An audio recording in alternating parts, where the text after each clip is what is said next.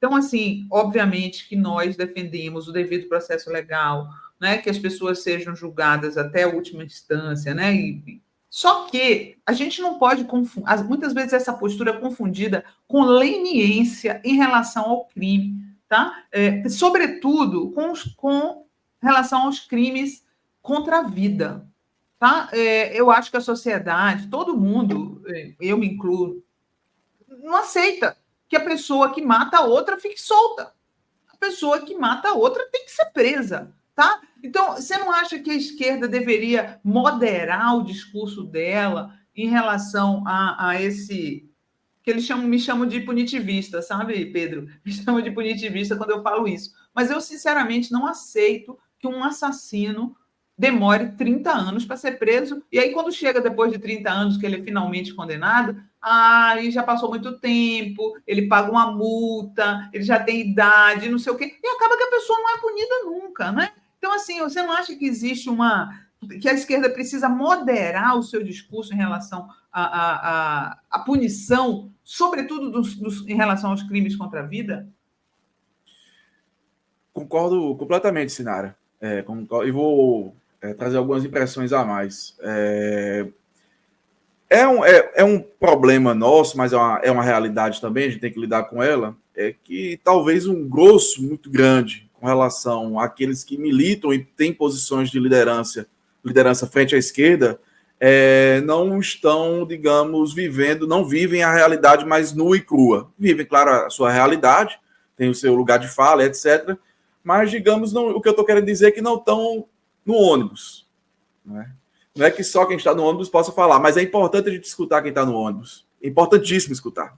Porque essas pessoas que estão no ônibus, essas pessoas que são CLT ou pequenos autônomos, eles são as grandes vítimas, tanto dos crimes contra a vida, como também de outras modalidades de crime que também têm uma violência muito forte e que a esquerda não pode desprezar. Que eu estou falando principalmente aqui dos crimes patrimoniais. Veja, imagina, eu não estou julgando a pessoa, mas o cara foi lá e comprou um celular em 12 vezes. Aquilo representa um sacrifício muito grande. E aí vem um cara, coloca uma arma na cabeça dele e leva esse celular. São tantas formas de violência, Sinara, que se eu fosse aqui a gente ocupar muito tempo, mas dá para mencionar algumas. Tem o medo da morte. Você se sente pequeno, você se sente impotente. Tá lá um cara que ele pode, na escolha dele, tirar a sua vida. Aí transformar de sair de crime patrimonial para também um crime com relação à vida. Tem a violência material no sentido de que o que aquilo ali significou para você, aquele pertence que foi retirado. Quanto tempo você abriu mão de estar com a sua família, de fazer coisas que você gosta, para a sua saúde mental, inclusive, se esvaiu apenas pelaquela retirada daquele item. Os perigos outros, uma vez até vi uma situação bem complicada, Sinara. O celular da moça que eu atendi, não estava desbloqueado, estava desbloqueado. E ela trocou mensagens com o namorado. E nisso aí tinha intimidade dela ali, fotos e etc. E ela estava sendo chantageada depois. Veja, aí a gente vai entrar para, inclusive, a questão da liberdade sexual. Ela estava assim, o que é que eu faço? E eu, tipo, Deus do céu, que situação limítrofe, porque isso aí pode causar outros prejuízos inimagináveis à moça, né, à vítima. Então, a esquerda realmente tem que ter um olhar mais duro, e aí eu não estou pactuando com a visão da direita, da extrema-direita, mas sim mais duro com relação à questão da criminalidade. A gente tem que ter tentar salvaguardar um pouco mais a nossa população e entender a raiva das pessoas. A pessoa que foi assaltada sistematicamente, a pessoa que tem medo de trafegar em certos horários, a pessoa que já teve o seu veículo subtraído, essa pessoa não é um qualquer. É uma pessoa em sofrimento e é uma pessoa que exige respostas do Estado. E não dá para a gente ter apenas como resposta, Sinara, medidas de médio e longo prazo. Chegar aqui e dizer, não, a distribuição de renda. Não, a gente tem que distribuir melhor a renda no país, a gente tem que fomentar a educação, certo, esses elementos são necessários se a gente quiser superar o problema. Mas também tem que ter medidas de curto prazo, fazer com que as polícias civis tenham mais capacidade para recuperar esses celulares.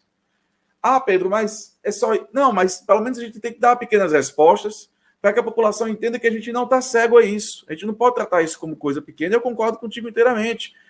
Eu assisti um colega meu, um amigo meu, ser infelizmente assassinado, e a pessoa que fez isso com 3 anos estava na rua. Não isso dá, né? É uma realidade de periferia. É uma realidade de periferia. E tá lá a pessoa assistindo isso, Sinara, e qual é a reação dela com relação à justiça, ao sistema? Ela vai dizer, não serve. Aí fica endossando. E aí, naturalmente, a gente fica julgando, às vezes, como bolsonaristas, etc, etc. Mas essa pessoa, naturalmente, ela vai migrar para um outro campo. Ela vai dizer, já que não há dentro do sistema resposta que minimamente me contemple, eu vou acabar achando que o melhor é o extermínio. Porque acaba confundindo com leniência, né? Leniência em relação ao crime não é a mesma coisa de defesa do devido processo legal, gente. Não dá para você ser leniente, né? Tem alguns crimes que têm que ser punidos exemplarmente. Um cara que mata... Os feminicidas, por exemplo. Gente, esses feminicidas, eles têm que ser presos imediatamente. Não tem justificativa para um cara matar uma mulher e demorar 200 anos para ser condenado, Pedro. Exato, concordo contigo inteiramente. Então, é um problema de narrativa que a esquerda... vamos lá, eu concordo inteiramente com o exercício de todos os direitos por parte de todas as pessoas. Então, os presos têm que ter os direitos, tem que ter. Mas a gente tem que colocar isso na balança com relação também às vítimas, né? Qual o nível de atendimento às vítimas que a gente tem enquanto sistema? Né? O quanto a saúde pública está envolvida nisso? O quanto a segurança pública está envolvida nisso? O quanto a assistência social está envolvida nisso? Eu acho que a gente tem formas dentro dessa questão, formas de a gente se posicionar e as pessoas entenderem que a gente não está fazendo pouco com relação à violência, mas muito pelo contrário, que a gente está atento. Então, a Previdência Social, por exemplo, o tempo para que a família receba, eu vou falar até por parte de policiais, viu, Sinara? Quando um policial ele é vitimado, a família fica desassistida por um tempo. E, tipo assim, no momento que a pessoa tem que providenciar funeral, todas aquelas questões, tem que se reorganizar inteiramente. Às vezes as famílias ficavam 3 meses sem receber. Né? E eu não estou aqui defendendo no sentido de os policiais têm que ser tratados diferenciadamente. Não, eu acho que tem que ter um programa de assistência às vítimas por parte do governo federal, que pessoas que tenham venham padecer de fatalidades como essa, elas sejam devidamente assistidas. E a esquerda tem que abraçar mais essas pautas. Tem que criar programas ou formas de assistência para que a direita não fique replicando coisas e a gente tenha dificuldade para responder. E aí eles falam, a esquerda gosta de bandido. Ninguém gosta de bandido, nem a família do bandido gosta de bandido.